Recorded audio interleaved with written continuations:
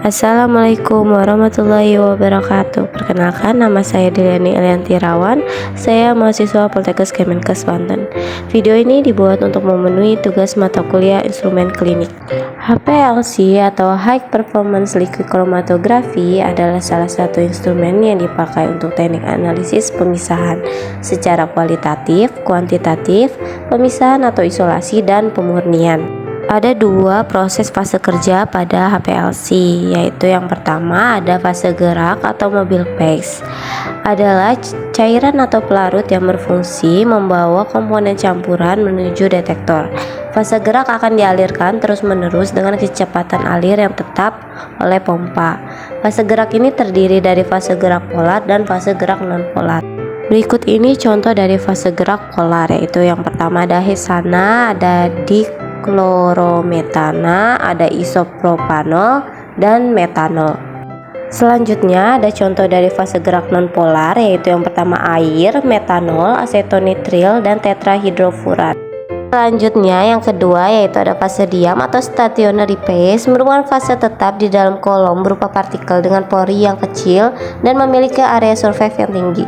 Fase diam ini terdiri dari fase diam polar dan fase diam non-polar.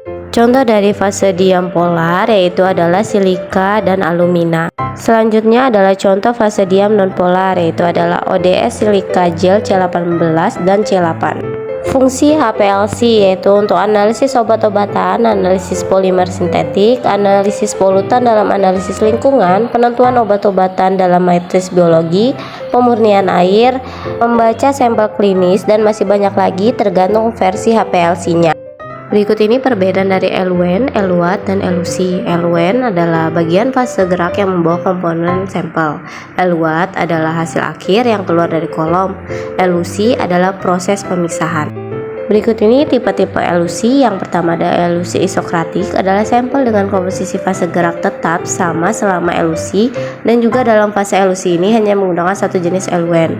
Yang kedua ada elusi gradient, adalah sampel dengan komposisi fase gerak berubah-ubah selama elusi, dan juga dalam fase elusi ini menggunakan dua atau lebih jenis eluen.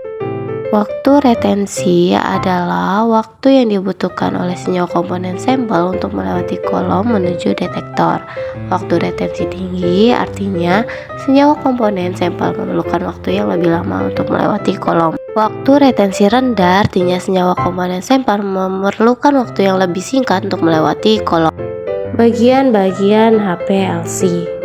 Yang pertama yaitu ada solvent, cairan atau pelarut untuk fase gerak. Yang kedua pompa untuk menyedot cairan dan sampel. Yang ketiga itu ada sampel ejector, tempat untuk memasukkan sampel ke alat HPLC. Yang keempat yaitu ada kolom HPLC, tempat berlangsungnya proses pemisahan. Yang kelima detektor untuk mendeteksi zat-zat dalam sampel.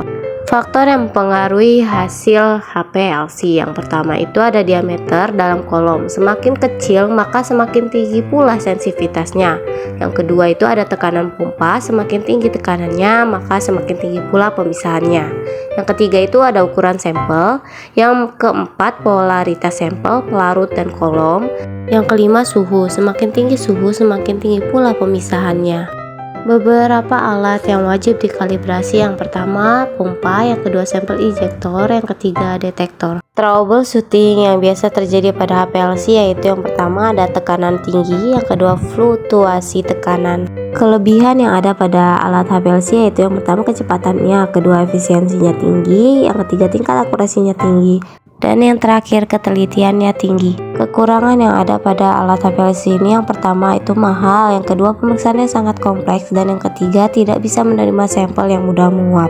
Perawatan HPLC yang pertama yaitu pantau bagian kolom secara rutin, yang kedua hindari pengendapan garam di bagian kolom, ketiga gunakan fase gerak yang disaring dan hilangkan gelembung udaranya. Keempat, sebaiknya tutup rapat kolom saat tidak digunakan dan jangan biarkan kolom mengering. Kelima, gunakan fase gerak yang menghambat pertumbuhan jamur dan bakteri bila ingin menyimpannya dalam waktu yang lama. Dan terakhir, gunakan kolom pelindung Hamilton untuk menghindari partikel atau kotoran. Sekian pembahasan dari saya mengenai HPLC.